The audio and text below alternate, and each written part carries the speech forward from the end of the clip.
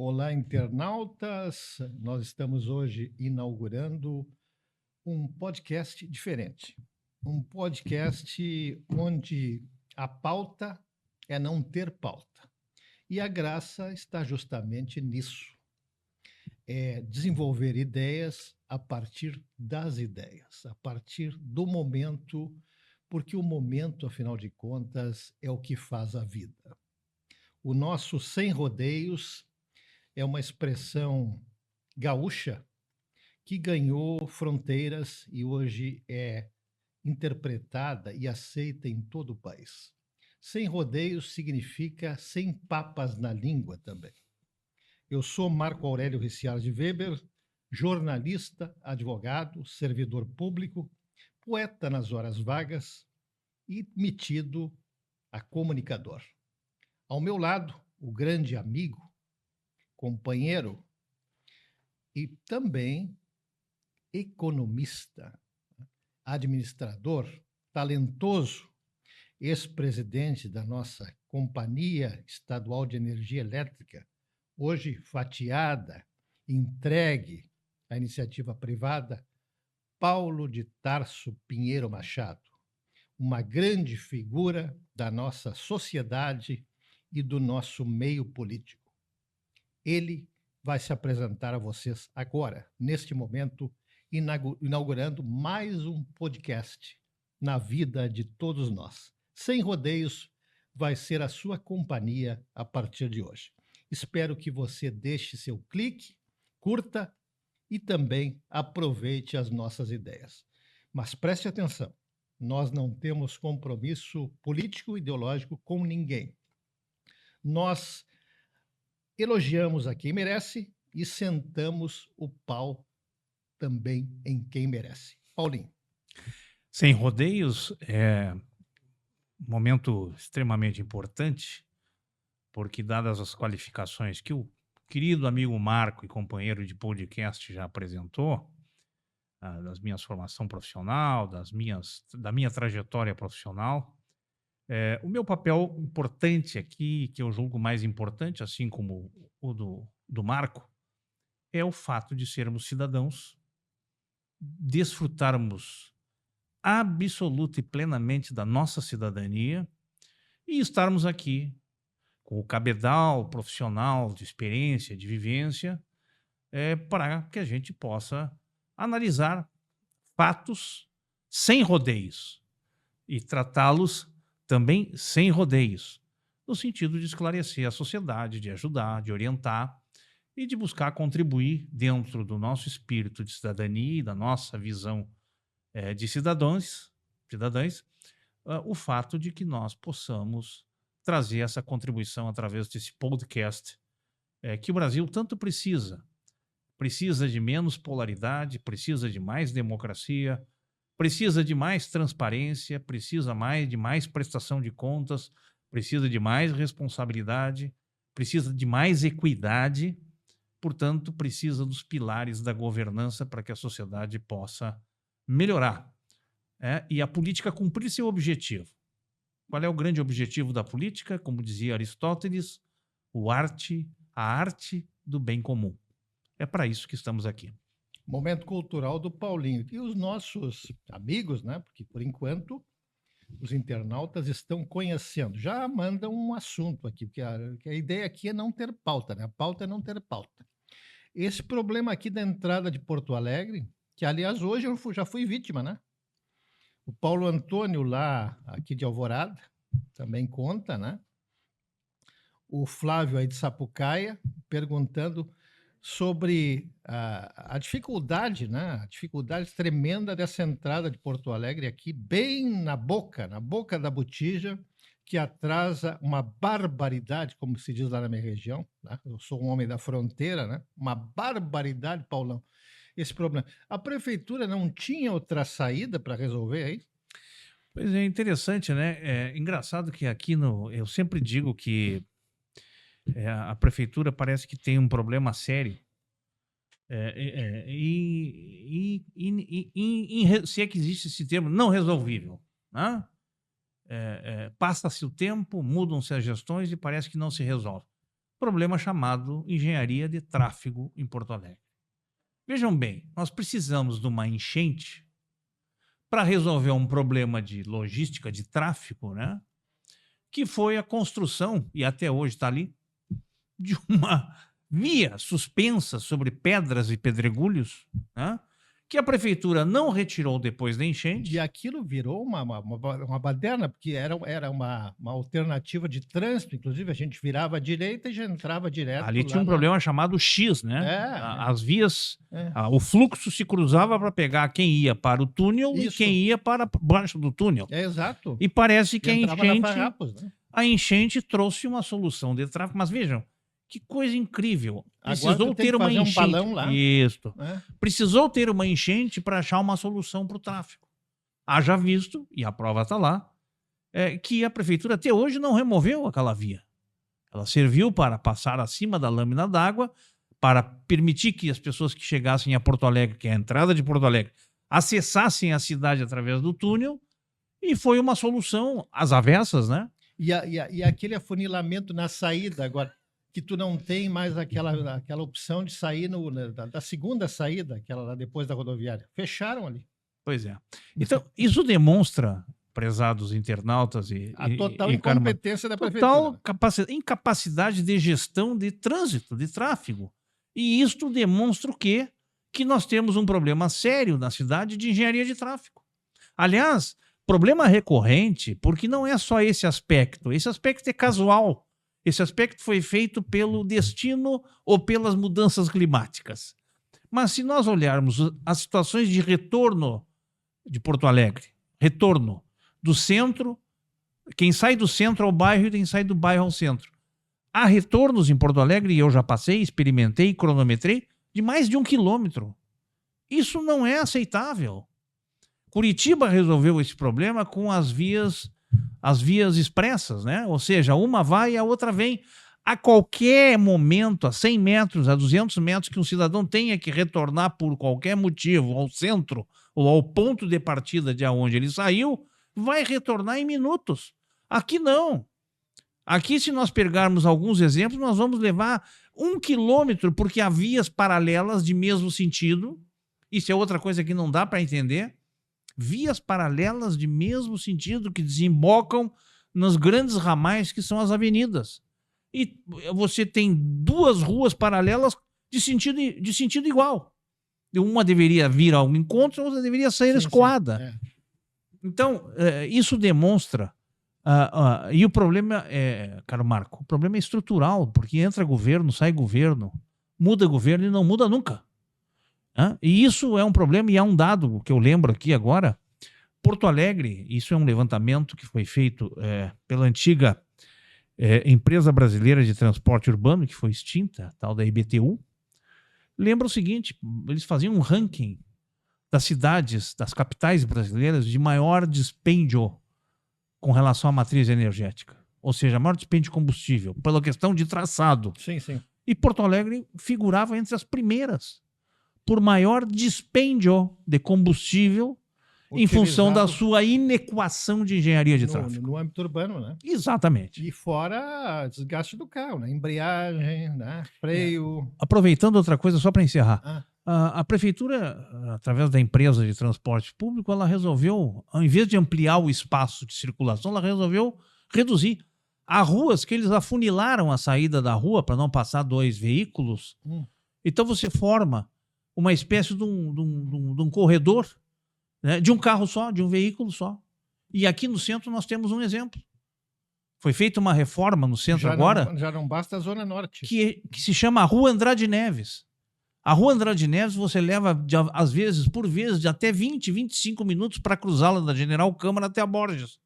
Em determinados horários. Exatamente, porque ali temos garagens, ali temos estacionamento, ali temos parada de lotação que foram deslocadas dos locais onde estavam, por exemplo, 2 linhas de lotação que estão ali, que deveriam voltar ao local na Borges com a reforma. Então, isso mostra a nossa inequação de tráfego em Porto Alegre. Uma barbaridade, né? E sem contar agora nós derivamos um assunto puxa outro, né? Falaste nas intempéries. Vamos agora ao fato de que praticamente nada foi investido para prevenir essas intempéries. Eu me lembro que me contasse que estavas trabalhando na associação comercial, né, recentemente, saíste, foi uma grande hecatombe que ocorreu ali naquele local do centro, com de resto em outros locais, e que se ocorrer novamente a mesma coisa, né, a mesma intempérie, vão ser inundados os mesmos locais. Como é que fica, na tua opinião, essa situação? Pois é, esse é um aspecto que, aliás, ontem eu vi uma notícia ontem que me assustou e é do governo do estado. Pois é, o que adiantou aquela visita O- dos holandeses aqui, é, ou a visita deles à Holanda, sei lá o que eu acho que ela aconteceu? teve outra finalidade, mas enfim, deixa para lá, né? Quer dizer, deixa para lá não, sem rodeios. Eu Sem acho que foi uma rodeio. perda de tempo, né? E Vieram de os, dinheiro, vieram os caras né? aqui, fizeram um estudo, levaram É dinheiro, isso aí, é levaram isso aí. E honorários. não houve nada de Cadê? concreto. Cadê? Bom, vamos lá. Ah, Ontem eu vi esse relatório, parece que foi anunciado pelo governo do estado, e a notícia, a notícia conclusiva do relatório é bombástica. O governo diz que as providências para mitigar as mudanças climáticas e os efeitos sobre o estado do Rio Grande do Sul só deverão ter efeito em 2033. sim, até lá, quantas enchentes Bom, está e sujeito a parece que, acontecer? ao que tudo indica, mandaram uma mensagem lá para as mudanças climáticas e disseram: ó, vocês não podem trazer efeitos nocivos decorrentes das mudanças climáticas até 33 para o Rio Grande do Sul. Foi uma carta, foi um e-mail ou foi um WhatsApp Eu acho que Telegram eu para acho que São foi Pedro, uma né? mensagem virtual, né? Não se sabe qual é O meio. qual é o meio, qual é o canal que isso foi feito. Mas a sociedade já ficou sabendo o seguinte: até 2033 não tem medidas mitigadoras e corretivas que possam impedir efeitos danosos. Então, isso quer dizer que tem político aqui com grandes ambições que gosta de viver perigosamente, Eu acho que é um laboratório, né? É um à laboratório base de adrenalina, né? exatamente, né? Adrenalina. E ele quer, parece que ele almeja uma posição a maior. Imagina se 2033, ele chegando ao poder, se nós teríamos medidas para o Brasil, com a Amazônia, com os nossos recursos naturais. Certamente não será para 2033, porque ainda falta tempo, né? Mas dá um azar de ele ganhar ou de ele vencer e ele ser o candidato à presidência da República e vencer a eleição, nós certamente até 2050 teríamos que nadar, né? Aprender a nadar em situação de calamidade. A sorte dessa gente, Paulo, é que, e já ocorreu na própria enchente, lá em Canoas, que é o município onde eu Sim. resido, é que o povo brasileiro é muito pacato e não tem memória, né? Não Nós tem temos, memória. nós temos um traço que é o seguinte: a tendência de normalizar tudo aqui no Brasil. E no Brasil se normaliza tudo, se normaliza a corrupção, se normaliza o não cumprimento das ações, se normaliza o imprevisto. Aqui nós normalizamos tudo. E esse é um sério problema que uma sociedade como a nossa paga, um custo muito grande. Aliás, um dia desse eu via, né? Viu como o nosso internauta pode ver como um assunto puxa outro, né? A pauta é não ter pauta. Eu vi, acho que ontem, um professor da Universidade de São Paulo, da USP, contando que uma aluna americana se queixando para ele que estava mal, que tinha um problema sério. E aí ele chamou a aluna para: professor, eu estou estupefata, estou chocada. Chocada com o quê, minha filha? Dominando bem o inglês, é claro. Eu entro na biblioteca, não tem ninguém. E aqui na sala de aula eu vejo vendedora de lingerie, eu vejo vendedora de pirulito, eu vejo vendedora disso e daquilo. Enquanto lá nos Estados Unidos a gente está no campus, ou a gente está na biblioteca, ou está estudando. Aqui ninguém estuda. E ele disse para a estudante, né, para a aluna: minha filha, se acostume, isso é Brasil. É isso, e nós normalizamos. E isso é um traço Alguém diria, não, esse é um traço cultural. Não, eu acho que isso não é um traço cultural, eu acho que isso é um traço comportamental. E é quando tu falas que nós temos memória curta, é porque a normalização não guarda. Se nós passamos uma tragédia, como aqui enfrentamos, né? Agora, recentemente, o ano passado, com a questão das inundações que tivemos, com as enchentes, e muitas destas coisas sequer foram mitigadas, Não, em absoluto. sequer foram mitigadas, que fará compensadas, porque Em absoluto. em meio ambiente você tem que mitigar o problema e trazer a medida compensatória, a medida Vieram preventiva, né? bilhões de reais para a execução de um plano que o governo do estado sequer mandou para o governo federal. É isso, é isso. E isso, isso normaliza. Um objetivo cristalino de jogar a população contra o governo federal. Um objetivo que... olha só, um objetivo, a redundância, um objetivo que objetiva 2026. Só o sujeito sendo muito estulto para não entender. Pois é, e isso que tu fala é muito importante, porque Veja bem, viu? existe na gestão pública, e eu acho que é importante a Tu gente... foste um gestor público? Eu fui gestor público, você também é um gestor público, você trabalha num dos poderes, né? Trabalha no Poder Judiciário. E Com todos, muito orgulho, com muita honra. e todos os operadores do Poder Judiciário, do Poder Executivo, são gestores, independente do nível hierárquico que se encontram. E todos têm que obedecer os mesmos princípios, que são os princípios basilares da gestão pública. É? A saber, nenhum gestor pode fugir da legalidade, nenhum gestor pode agir no poder público, seja em que nível for, com a sua pessoalidade, portanto, um dos princípios é a impessoalidade. Ninguém pode fugir aos princípios da moralidade, que significa cumprir as regras e os procedimentos. Ninguém deve deixar de publicizar todos os seus atos, e nenhum gestor pode se afastar da economicidade ou da eficiência, que significa fazer as coisas em maior quantidade, maior volume, maior qualidade de prestação por menor recurso, com menores recursos. Mas isso parece que não existe. Parece que não existe. Além do que, tem outros princípios que são de responsabilidade, de equidade, de equilíbrio, de gestão, que devem ser levados a sério. Isso que tu estás colocando, né, fere todos esses princípios.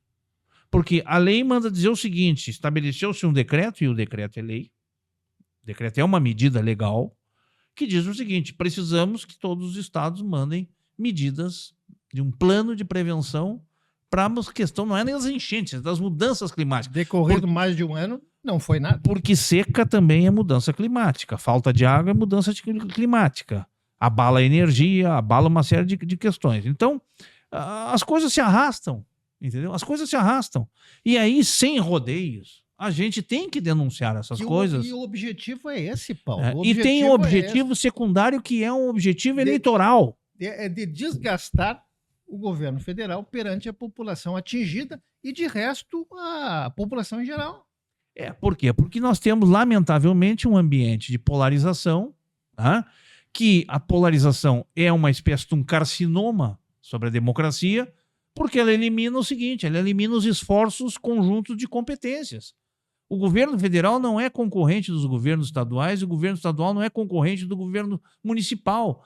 Eles têm que formar um conjunto harmônico, e a Constituição diz que deve haver, os poderes são independentes, mas são harmônicos entre si, e as instâncias de poder, União, Estado e municípios, têm que trabalhar conjuntamente para prover o quê? O bem público. Então, o bem público não pode ficar refém de artimanhas e escaramuças político-eleitoreiras. Não pode. O objetivo é que haja resultado comum e trabalho e esforço conjunto. Eu te pergunto aqui, qual é, desde que o atual governo assumiu, qual tem sido o comportamento das bancadas opositoras no Congresso Nacional, a não ser promover a baderna, promover o boicote e a mentira. Não tem outro. Não tem outro. E isso esvai a ação política. A ação política... Não existe ação política. Ação política, ela tem que ter... baderna. A ação política tem um objetivo finalístico: promover o bem comum. Porque o governante, seja em qualquer nível de governo, na União, no Estado, no município, ele não é apenas governante dos que votaram nele, ele é governante de todos a sociedade. Mas o que existe são nichos. Isso é Nichos verdade. políticos, deputados X, Y e Z, que representam nichos políticos, né? Interesses lobistas, né?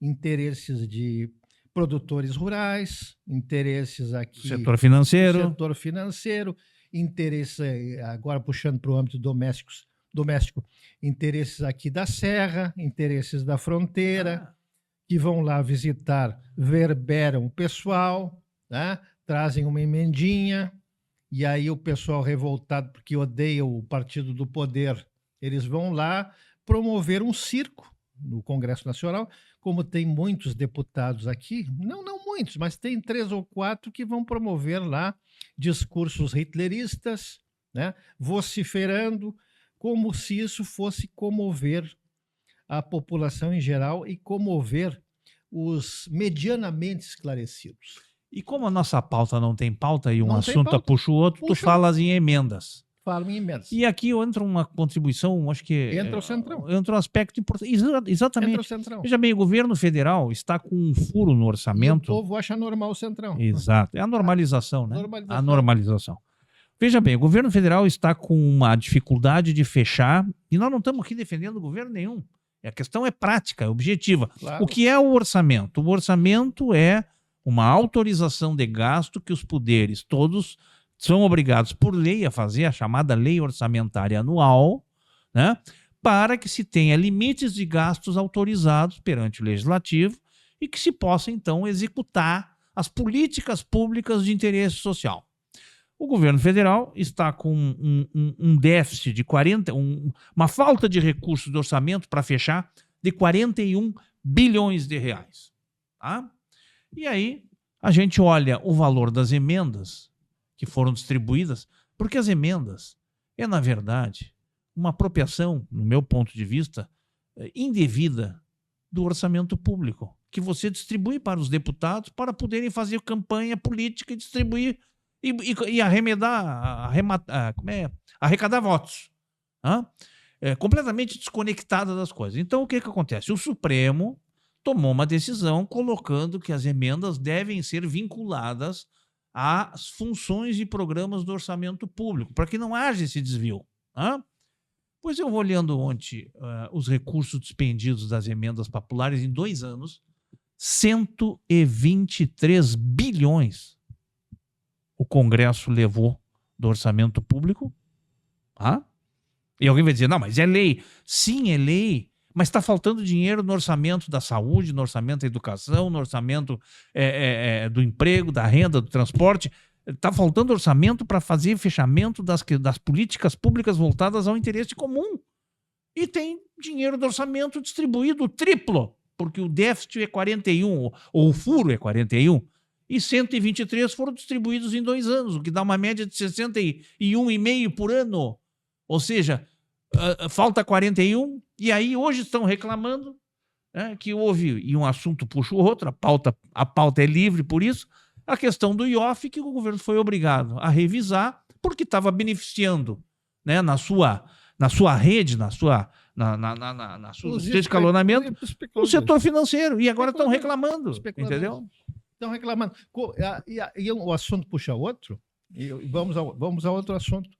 Securitização das safras. Esse é outro problema sério. Eu quero a tua visão como economista.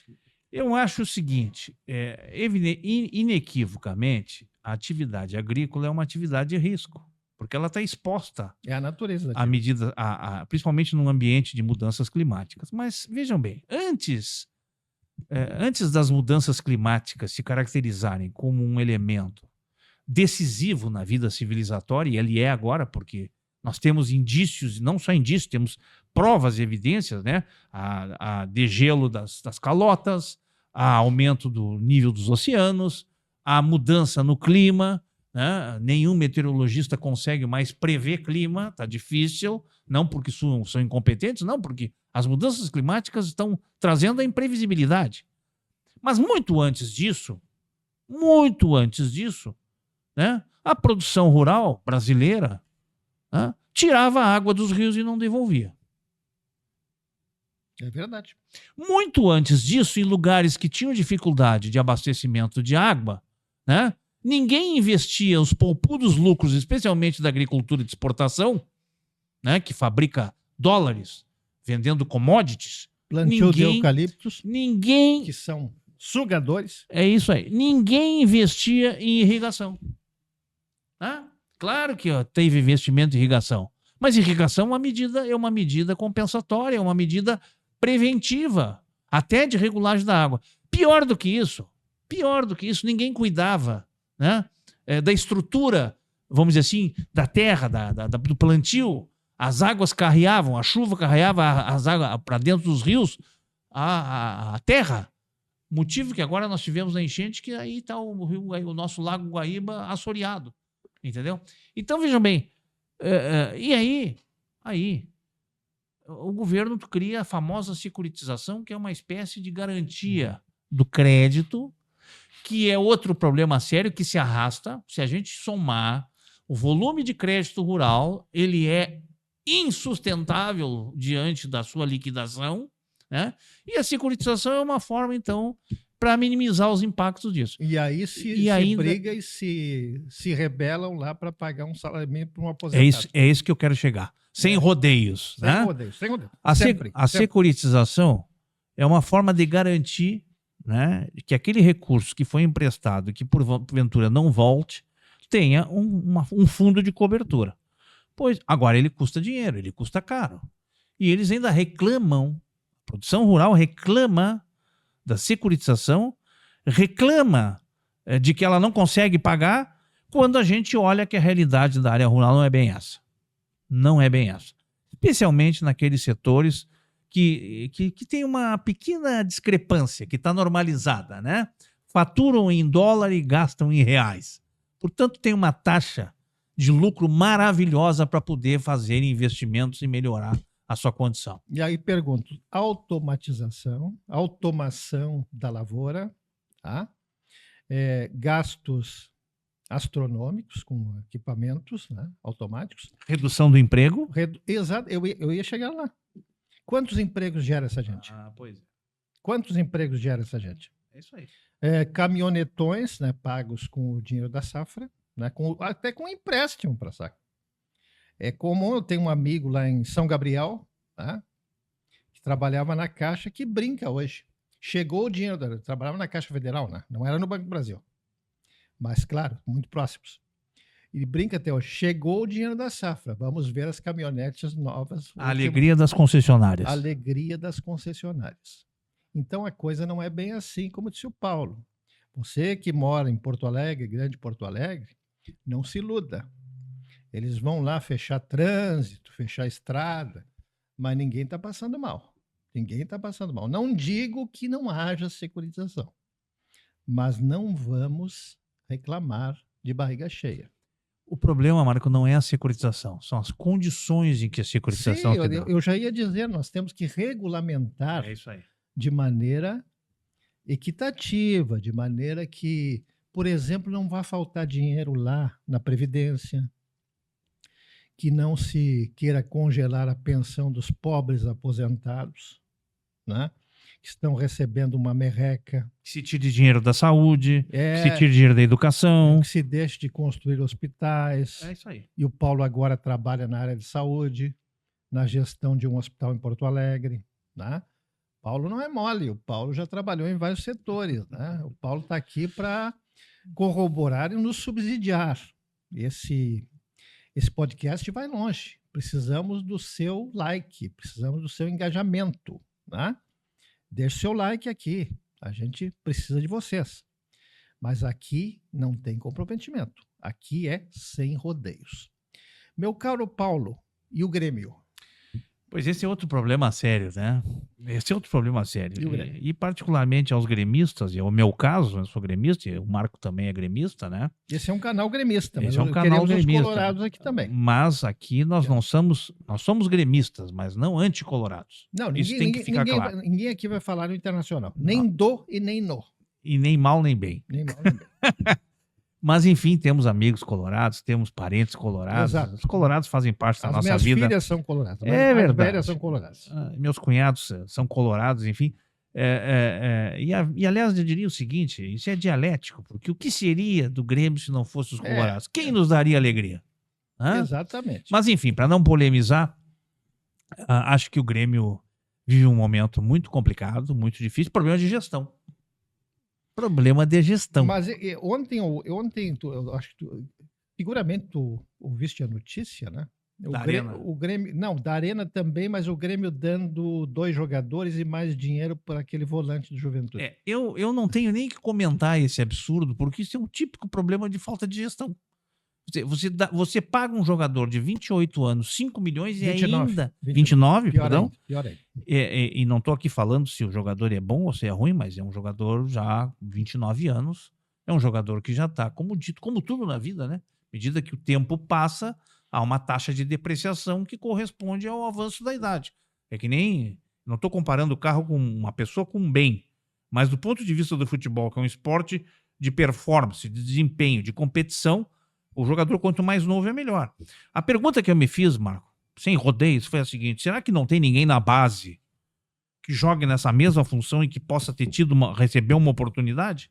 E o Kaique, tinha o Kaique. Nós tínhamos um Kaique que foi embora. Foi dado 19 anos. Assim como se deu o Cuiabano, né? Bom passe, é o primeiro volante, número 5. Na nossa época era o centro médio. Isso. Então, assim, eu me perguntei, será que não tinha ninguém na base para se... Em vez de se gastar... E mais, o prejuízo não é só os 5 milhões. O prejuízo é o seguinte: o Grêmio está dando 2 jogadores. Não se Nessa sabe negociação. quem é até agora. Não, se sabe. Um é o João Lucas, lateral direito, que era do Juventude. Que já deveria ter ido. E o outro é o Luan Cândido, que veio do Bragantino, mas que nunca jogou, jogador, inclusive, e que veio tem por uma boa quantia. Uma boa quantia. Não, mas o Grêmio vai ceder os jogadores nessa operação. Além dos 5 milhões, ele vai ceder por empréstimo e vai pagar o salário dos jogadores enquanto vigia o empréstimo. Quer dizer que não vai economizar nada. Ao contrário, ele vai aumentar, porque o jogador que vem do Juventude, o Kaique, vai vir com um reajuste de salário, porque é normal que quando um jogador muda de contrato e troca de clube, ele aumenta o salário. Isso é normal. Então, assim, esse tipo de problema não é nenhum problema, não é nenhum absurdo do ponto de vista da notícia em si, é um absurdo do ponto de vista da gestão. Eu disse que não ia falar no Internacional, mas eu ouvi uma notícia aí de que o Internacional está interessado em negociações pelo zagueiro Romanha. Veja bem, o Grêmio, com todo o respeito, né? Eu sou filho de ex-dirigente, sou gremista desde pequeno, mas eu entendo que o Grêmio, nessa gestão, ele foi rebaixado de tamanho. Muito. Ele foi rebaixado de tamanho. E se a gente olha o Grêmio como um todo, aproveitando que estamos falando sobre o Grêmio... Não, e nós vamos terminar o programa falando em futebol. E eu te diria assim, o Grêmio, tu olha hoje o desempenho... O que é o objeto finalístico do Grêmio? É o futebol. É o futebol. Tá? Mas tu olhas o Grêmio... tu olha o Grêmio do profissional, o Grêmio do sub-20, o Grêmio das categorias de base, o Grêmio do feminino, ele está em todas as competições muito mal. É raro a categoria do Grêmio que esteja bem em alguma competição. Profissional, nós estamos aí lutando, né? Aliás, hoje tem jogo contra o Corinthians, né? Tem. Estamos lutando.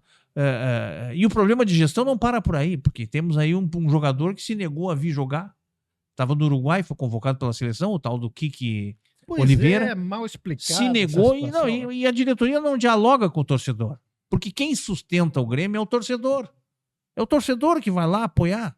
Né? Hoje a previsão de ingressos, até ontem pelo menos que eu vi, eram 10 mil ingressos. Isso é pífio para um jogo contra o Corinthians e com a característica decisória do jogo. Então o Grêmio é efetivamente, nesta gestão, um problema seríssimo de gestão.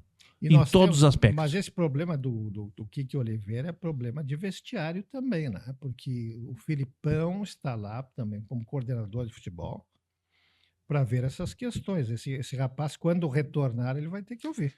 Eu vou mais longe.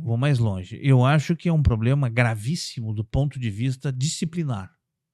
Porque, veja bem, ele foi cumprir um compromisso convocado que foi pela seleção Até uruguaia. aí tudo bem. Perfeito, e acho que tá normal. Isso é bom, valoriza o jogador, valoriza o próprio Grêmio, tá? Mas ele dizia o seguinte: não vou voltar e vou começar minhas férias, quando ele tinha um compromisso profissional aqui. Isso seria motivo até Motivo de rescisão contratual. Rescisão contratual, ou então colocado para treinar em separado, colocado à venda. Né? Com certeza, sem dúvida nenhuma. Mas, dado o potencial técnico do jogador, eu não sei como é que a direção vai resolver isso.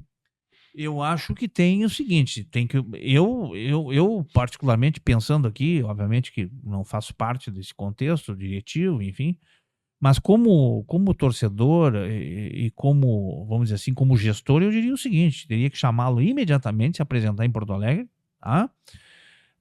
Fazê-lo jogar. Ele tem compromisso contratual com o clube, correto?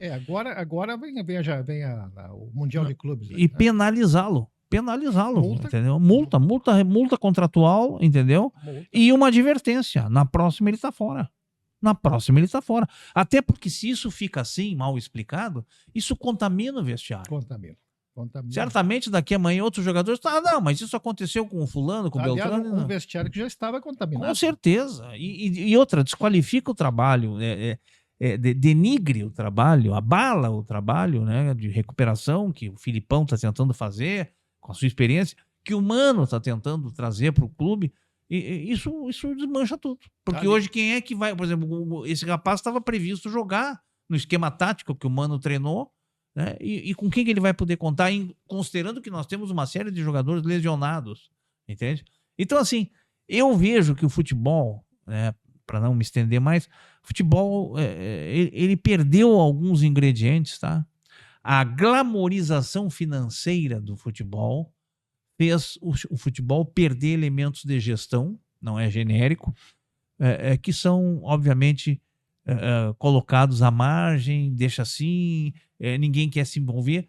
Porque a gente acontece. Em outros clubes, eu vejo o Flamengo, né? O Flamengo é um time que tem uma gestão maravilhosa, econômico-financeira, um clube de glamour popular, apelo popular, maior torcida do Brasil. Por um período de transição. Mas lá ninguém foge à risca dos compromissos profissionais.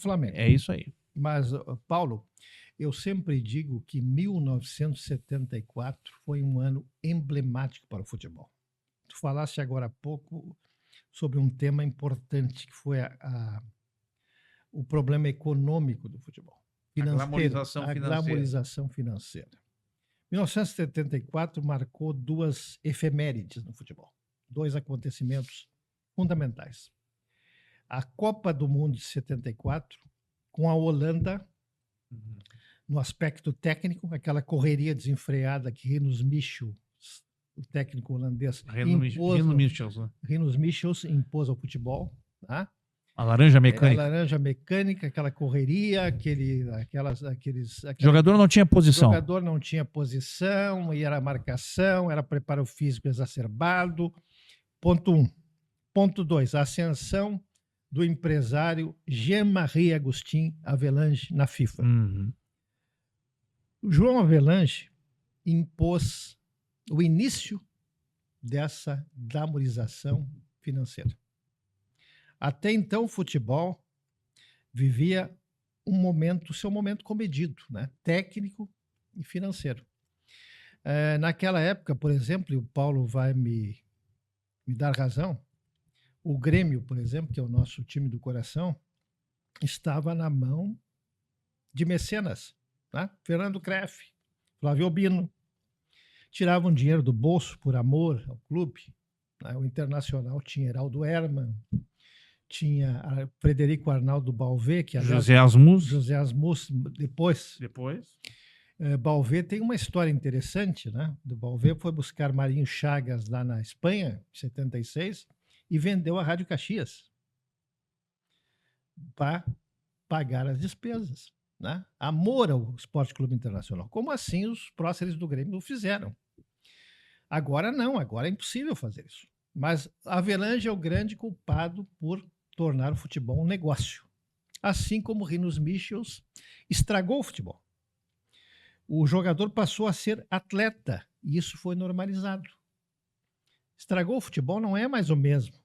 O futebol hoje é composto por atletas, não por jogadores de futebol. Se trabalha hoje 70% com preparação física e 30% com bola. Por isso que você vê hoje aqueles pernas de pau dentro do campo. Claro que para o guri, que não viu o que a gente viu, isso é normal. Existiu aquela normalização que nós falamos no início do programa. Não é isso, Paulo? É isso. E mais, tudo isso trouxe uma espécie de subversão, esse é o termo, não é subversão política, mas é subversão do processo de gestão. Porque o processo de gestão, ele tem alguns condicionantes e alguns elementos que são absolutamente, não podem ser tirados, não podem ser dispensados. A glamorização financeira, o poder econômico dos jogadores não pode mexer num conceito chamado conceito hierárquico. O jogador, o profissional tem um contrato... O jogador acha que é maior que o clube. É, isso aí. Isso é uma inversão. Se a gente olhar as aberrações... Agora, é engraçado, né? Na Europa, você tem um processo de glamorização financeira, mas os clubes não abrem mão da questão hierárquica. Sim.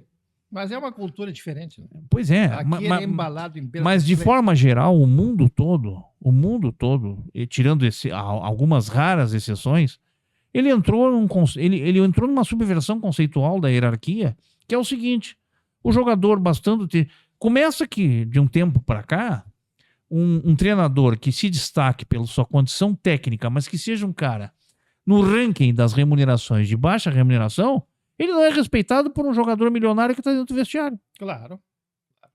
Eu cansei de ouvir isso. A primeira coisa, eu convivi dentro do futebol, não como dirigente, mas como jogador. É o seguinte: o jogador de peitar treinador dizendo o seguinte: olha aqui, o dia que tu ganhar o meu salário, tu vem falar alguma coisa. Quer dizer, isso matou o princípio hierárquico. E não tem nada a ver, não há correlação entre princípio hierárquico e remuneração. Na verdade, existe um indivíduo que tem um contrato, que deve obrigações, tem direitos, deveres e obrigações. É um funcionário. Entendeu? É um funcionário do clube. E a condição financeira dele, pelo fato de ele ser milionário, ter um helicóptero, ter um avião, ter o que quiser, ter 30 carros dentro da garagem dele, não lhe dá direito a sobrepujar a autoridade hierárquica dentro do clube. Afinal, quem lhe paga é o clube. Tá? E agora nós temos um ingrediente mais complexo ainda, do meu ponto de vista. E não é contra a atividade, mas é a complexidade que isso gerou e que está gerando, que são as empresas de apostas, tá? As bets, que agora elas entraram dentro do esquema, obviamente de forma legalizada, e houve regulação estatal sobre isso, mas isso tende a formar a que essa glamorização ela se amplie e, obviamente, se perca isso. Além do que, nós temos aí os instrumentos das SAFs, que são meramente instrumentos de busca de retorno financeiro, que não estão muito preocupados se o clube tem história, tem tradição, eles querem o resultado e acabou, e se não tiver resultado eles vão embora. E se o clube tiver que ficar na miséria, fica. Então, isso para mim é um problema muito sério, né? E que o futebol, que é um esporte que mexe com paixões, que mexe com a sensação, eu sempre digo, o presidente de um clube de futebol, ele é presidente de uma complexidade, porque ali não estão só jogadores, você tem a torcida tem paixões, tem sentimentos, tem gente que sofre. Havia uma pesquisa antigamente em São Paulo que dizia que segunda-feira, quando o Corinthians perdesse, o clube Corinthians perdesse no futebol, a produção caía. Porque isso mexia na produtividade das pessoas. Então, o futebol tem que ser encarado de forma hierárquica, não autoritária, hierárquica, ou seja, com respeito às posições, e que essa glamorização tenha limites e tenha regras.